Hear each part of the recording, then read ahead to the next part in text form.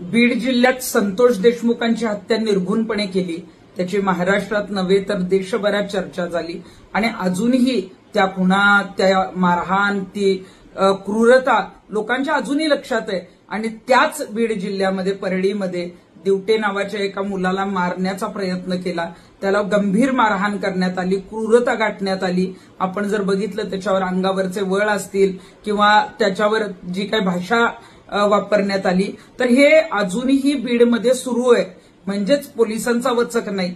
आणि मला सांगायचंय की पोलीस अधीक्षकांची जरी बदली झालेली असली तरी सुद्धा वाल्मिक कराडच्या संबंधित असलेल्या पोलिसांची मात्र बदली झालेली नाहीये। त्यामुळे तिथं गुंडगिरी चालणारच आहे, ही जी काही दादागिरी आहे ही चालणारच आहे। त्यामुळे मला वाटतंय की आता पोलीस अधीक्षकांनी जी आहे ती पोलीसगिरी सुरू करावी। पालकमंत्रीपद बदललंय, दादांची दादागिरी ही सगळीकडे चालते, परंतु बीड जिल्ह्यात अजूनही दादा तुमची म्हणजे जी काय आहे ती कायदेशीर दादागिरी अजून दिसत नाहीये।